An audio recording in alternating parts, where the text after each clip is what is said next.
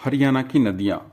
हरियाणा की नदियों का सर्वप्रथम उल्लेख महर्षि वेदव्यास द्वारा रचित वामन पुराण में मिलता है। वामन पुराण में हरियाणा में प्राचीन काल में बहने वाली 9 नदियों का वर्णन मिलता है। नदियों और मनुष्यों का गहरा संबंध रहा है। नदियों द्वारा केवल फसल ही नहीं उगाई जाती, बल्कि वे सभ्यता को भी जन्म देती हैं, साथ ही उसका पालन पोषण भी करती है। हरियाणा भी नदियों के प्रभाव से अछूता नहीं रहा। प्राचीन काल में नदियों और अन्य जल स्रोतों के बाहुल्य के फलस्वरूप हरियाणा हरा भरा क्षेत्र और अनाज का भंडार कहलाता था। वर्तमान में हरियाणा यद्यपि गंगा सतलुज के विशाल मैदान का भाग है, लेकिन प्रदेश का अधिकांश भाग गंगा नदी तंत्र एवं सिंधु नदी तंत्र के मध्य जल विभाजक वाटर डिवाइड के रूप में स्थित है, जिसके फलस्वरूप हरियाणा में कोई बड़ी अथवा महत्वपूर्ण नदी प्रवाहित नहीं होती है। हालांकि कुछ नदियां राज्य की सीमाओं के समीपवर्ती क्षेत्रों में प्रवाहित होती हैं। साथ ही अन्य कुछ छोटी नदियां हरियाणा के दक्षिण भाग में प्रवाहित होती हैं। यमुना, घग्गर, मारकंडा, सरस्वती, राक्षी, साहिबी आदि राज्य की प्रमुख नदियां हैं। हरियाणा की नदियों को 2 पार्ट में डिवाइड किया जा सकता है। नंबर 1 है उत्तर हरियाणा की नदियां, दक्षिण, और सेकंड है दक्षिण हरियाणा की नदियां। सबसे पहले आप पढ़ेंगे उत्तर हरियाणा की नदियां के बारे में। अब है यमुना नदी। यमुना नदी हरियाणा की एक 12 मासी या सदानिरा नदी है।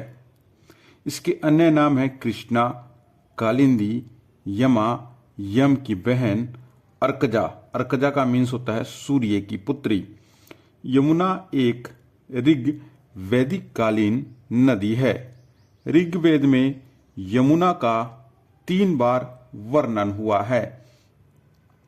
यमुना नदी हरियाणा की सर्वाधिक महत्वपूर्ण नदी है तथा गंगा की सबसे बड़ी सहायक नदी, जो उत्तराखंड राज्य के गढ़वाल हिमालय में स्थित बंदरपूछ के पश्चिम ढाल, यमुनोत्री ग्लेशियर, कालिंदी पर्वत, चंपासर ग्लेशियर से निकलकर ताजेवाला के उत्तर में कलेसर के समीप हरियाणा के यमुनानगर जिले में राज्य की सीमा में प्रवेश करती है और पलवल के हसनपुर नामक स्थान से पूर्व दिशा की ओर मुड़कर उत्तर प्रदेश के अलीगढ़ जिले की सीमा में प्रवेश करती है।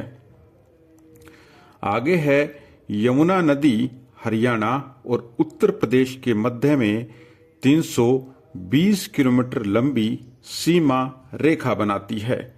यमुना नदी राज्य की पूर्वी सीमा के सहारे यमुनानगर, करनाल, पानीपत, सोनीपत, फरीदाबाद और पलवल जिलों के पूर्वी किनारों से बहती हुई दक्षिण पूर्व की ओर मुड़ जाती है। हरियाणा में यमुना नगर जिले में यमुना नदी पर ताजेवाला में एक बांध हथनी कुंड बना हुआ है। यहाँ से 2 मुख्य नहरें, पश्चिमी यमुना नहर और पूर्वी यमुना नहर निकाली गई है, जिनमें से पश्चिम यमुनानगर से हरियाणा यमुनानगर, अंबाला, कुरुक्षेत्र, करनाल, हिसार, जींद, रोहतक व पूर्वी यमुना नहर से उत्तर प्रदेश में सिंचाई सुविधा उपलब्ध हुई है। नोट: यमुना एक ऋग्वेदकालीन नदी है। ऋग्वेद में यमुना का 3 बार वर्णन किया गया है। यमुना नदी की कुल लंबाई जो है 1376 किलोमीटर है, जो गंगा की सबसे लंबी सहायक नदी मानी जाती है। यमुना हरियाणा के पूर्वी सीमा पर बहती है तथा हरियाणा और उत्तर प्रदेश के बीच 320 किलोमीटर की लंबी सीमा रेखा बनाती है। यमुना नदी की सहायक नदियां। यमुना नदी की सहायक नदियां हैं सोम्ब, पथराला, थापना या थपाना, बूढ़ी, यमुना, हनुमान, गंगा तथा साहिबी नदी। सोम्ब नदी यमुना नदी की मुख्य सहायक नदी है। Point to be noted, Somb नदी जो है यमुना नदी की मुख्य सहायक नदी है। सोम्ब नदी का प्राचीन नाम सिनी वाली नदी है। सोम्ब नदी यमुना नदी की मुख्य सहायक नदी है।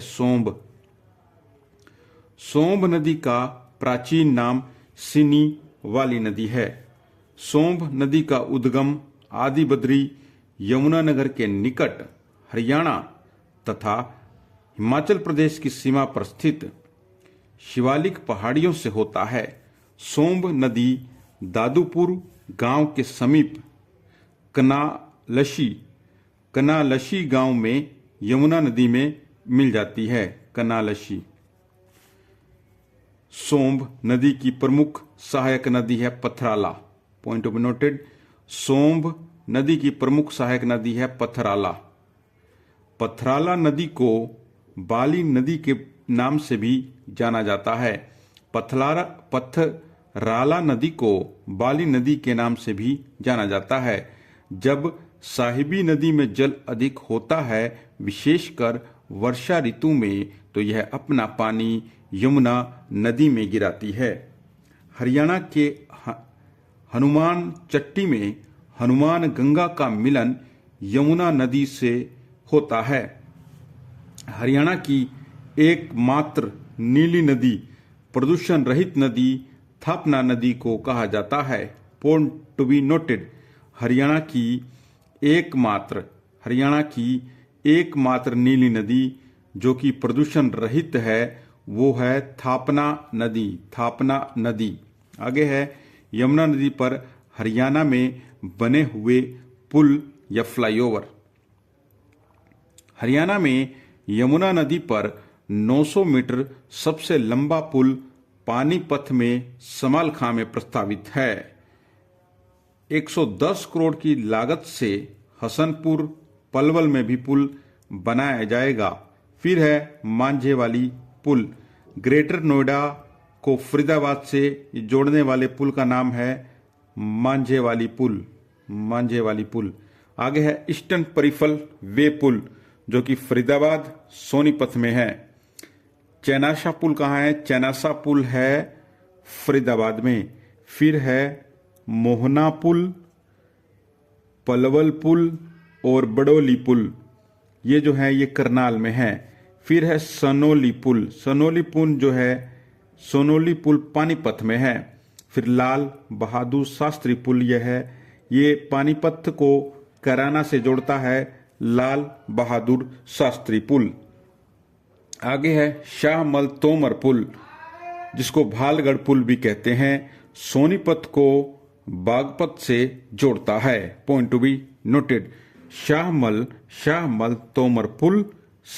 तोमर पुल जिसे भालगढ़ पुल भी कहते हैं, भालगढ़ पुल सोनीपत को बागपत से जोड़ता है। आगे है गंगोली पुल करनाल सहारनपुर को जोड़ता है, ये निर्माणाधीन है।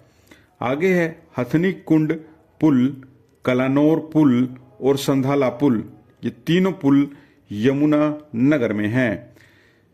आगे है घग्गर नदी।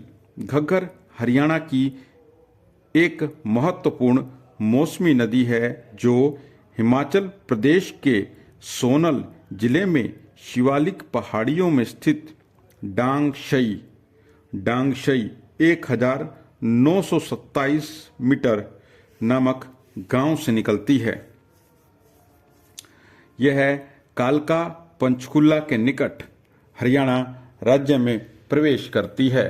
यह पंचकुला पंजाब, अंबाला, पटियाला पंजाब, कैथल, फिर पंजाब, फतेहाबाद और सिरसा में बहती हुई राजस्थान के हनुमानगढ़ के निकट मरुस्थलीय क्षेत्र में लुप्त हो जाती है। मार्ग में पंजाब के पटियाला जिले में घग्गर नदी में बाईं ओर से सरस्वती नदी के द्वारा टांगरी और मारकंडा नदियों का जल भी प्राप्त हो जाता है।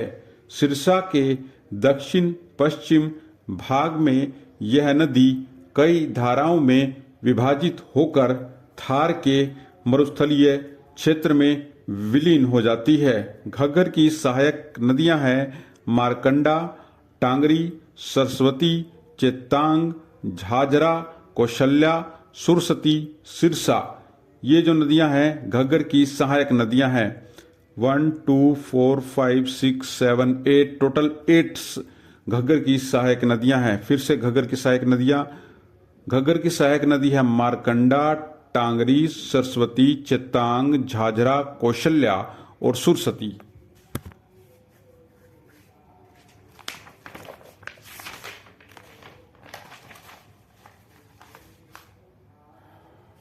नोट: सिरसा जिले के ओटू नामक स्थान पर घग्गर पर व्यराज बांध या ओटू बांध बनाया गया है। नोट: पौराणिक कथाओं के अनुसार प्राचीन काल में घग्गर नदी एक 12मासी नदी होती थी, जो हरियाणा में बहने के बाद राजस्थान से होती हुई आगे पाकिस्तान में प्रवेश करके आगे बहती हुई अरब सागर में गिरती थी। पाकिस्तान में घग्गर को नारा नदी कहा जाता है। घग्गर नदी के अन्य नाम है हाकरा या हाकड़ा, मृत नदी, हरियाणा का शोक घग्गर नदी हरियाणा के 5 जिलों में से होकर गुजरती है। सबसे पहले पंचकुला, अंबाला, कैथल, फतेहाबाद और सिरसा वे जिले हैं जिनसे घग्गर नदी होकर गुजरती है। घग्गर नदी को हाकरा नदी, मृत नदी और हरियाणा का शोक नदी भी कहा जाता है। घग्गर नदी हरियाणा के 5 जिलों में से होकर गुजरती है। घग्गर नदी जो है हरियाणा की उत्तर पश्चिम सीमा, नॉर्थ वेस्ट सीमा यानी बॉर्डर पर बहती है तथा पंजाब तथा हरियाणा के बीच बॉर्डर सीमा बनाती है। घग्गर नदी हरियाणा प्रदेश की सबसे महत्वपूर्ण मौसमी नदी है।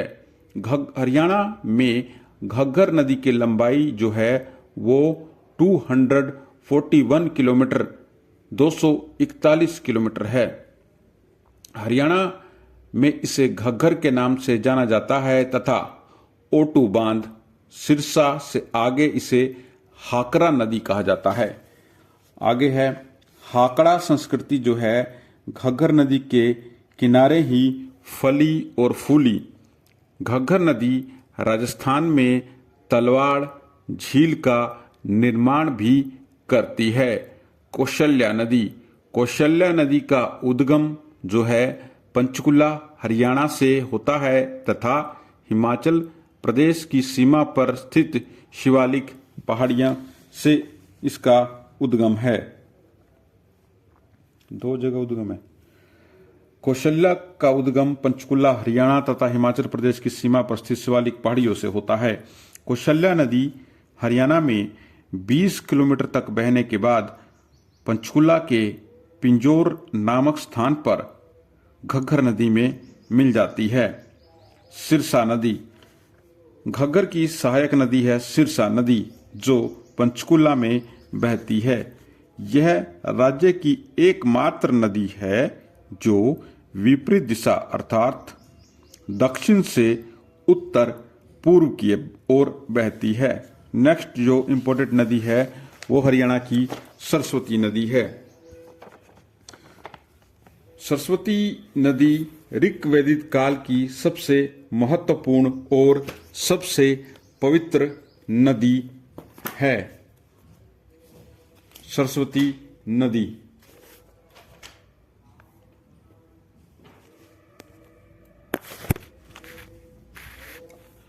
सरस्वती नदी ऋग्वैदिक काल की सबसे महत्वपूर्ण और सबसे पवित्र नदी है।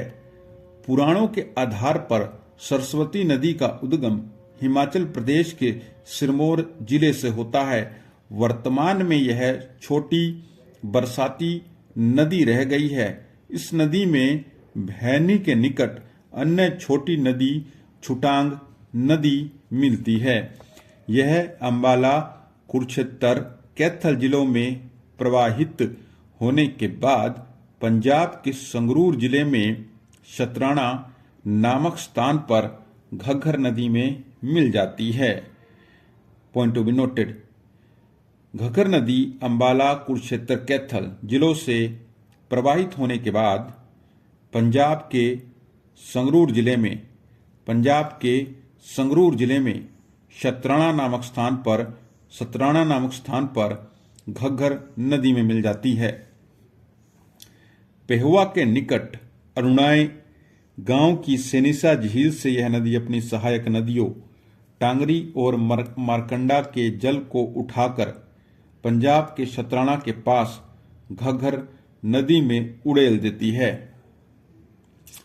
हरियाणा में सरस्वती नदी आदि बद्री यमुना नगर से प्रवेश करती है तथा पेहवा कुरुक्षेत्र से हरियाणा से निकलकर पंजाब में प्रवेश करती है। भूगोलवेताओं के अनुसार सरस्वती नदी का उद्गम जो है उत्तराखंड के गढ़वाल क्षेत्र के हर की दून ग्लेशियर से होता है। सरस्वती नदी का उपनाम जो है वो नदी तमा, नदी अम्बे, उदकवती, अन्नवती भी कहा जाता है। सरस्वती के ये उपनाम है।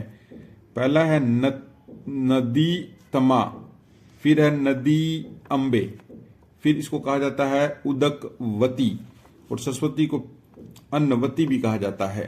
सरस्वती को कहा जाता है नदी तमा, नदी अम्बे, उदकवती और अन्नवती।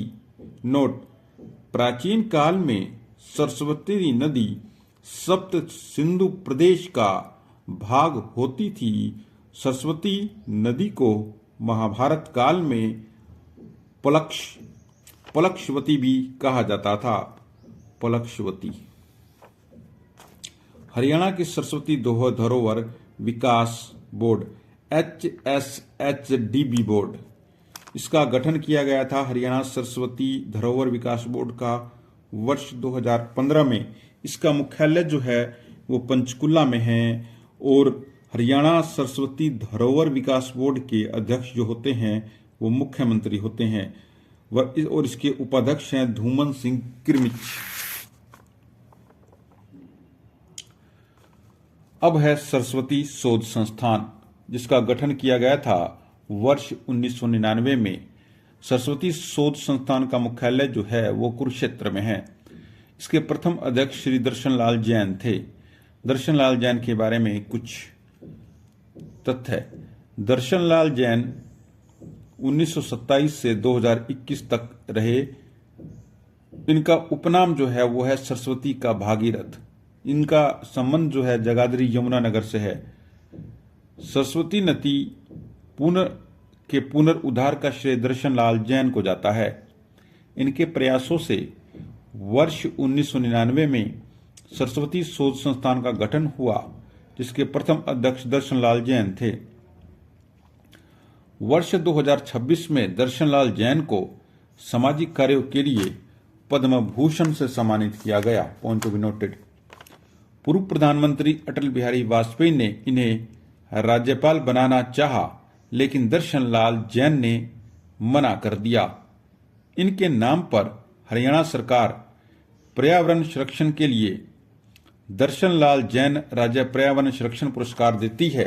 यह जिसके तहत 2 पुरस्कार दिए जाते हैं, जिसकी सम्मान राशि क्रमशः 3 लाख रुपए व 1 लाख रुपए है। इसकी शुरुआत 5 जून 2022 से हुई थी इस पुरस्कार की दर्शन लाल जैन पर्यावरण संरक्षण अवार्ड। सरस्वती नदी की प्रथम खुदाई जो है मुगलावली यमुनानगर में की गई। यमुनानगर के मुस्तफाबाद गांव का नाम जो है सरस्वती नगर किया गया है।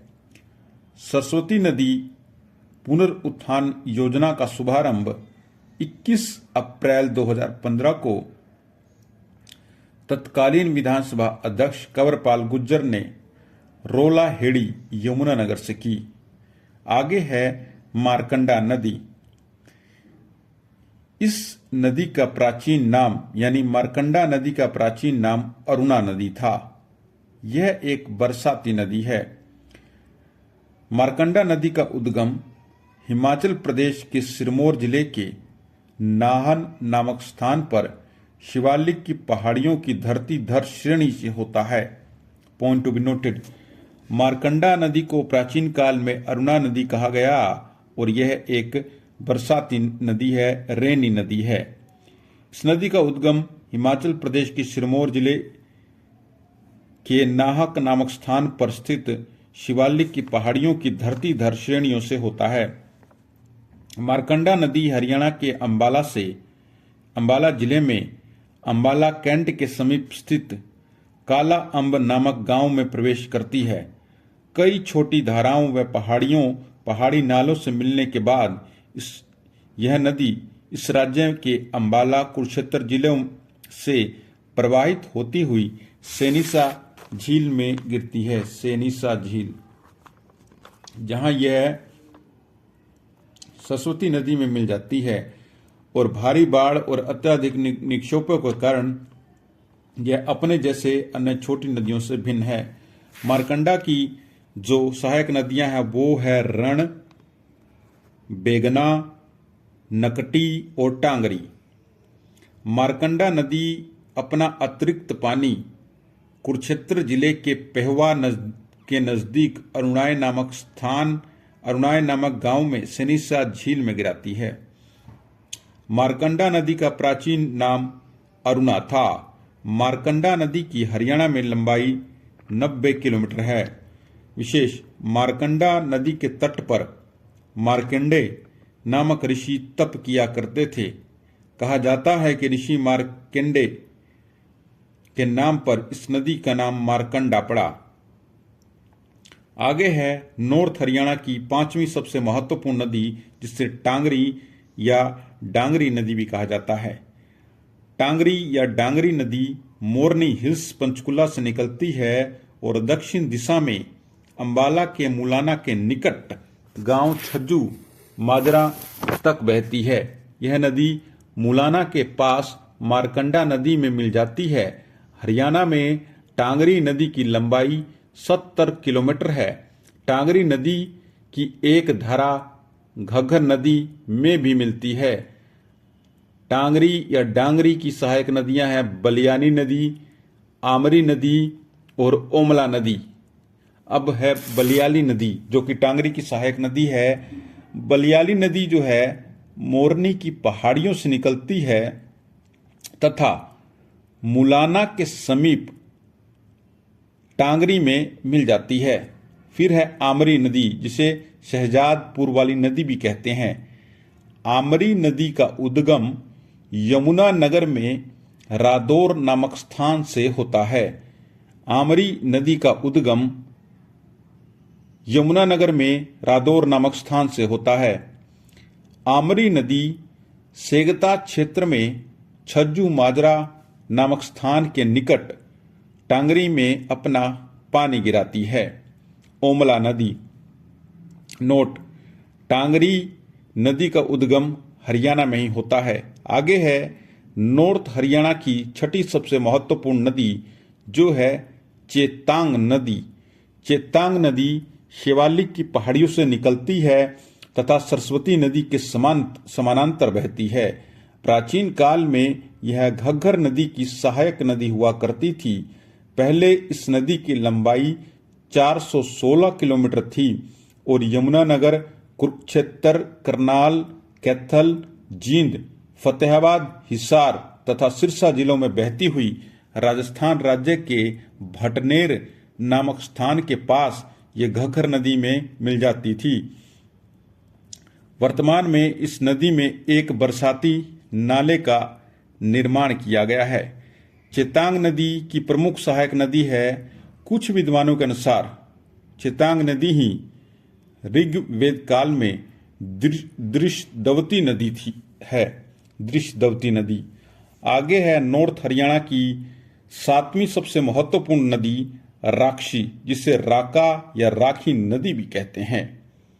राक्षी नदी एक बरसाती नदी है जो यमुनानगर जिले के बिलासपुर के पास शाहपुर नामक गांव के मैदानी क्षेत्र से निकलती है। यह नदी दक्षिण पश्चिम दिशा में बहती हुई लाडवा कुरुक्षेत्र नामक स्थान पर चेतांग नदी में मिलती है।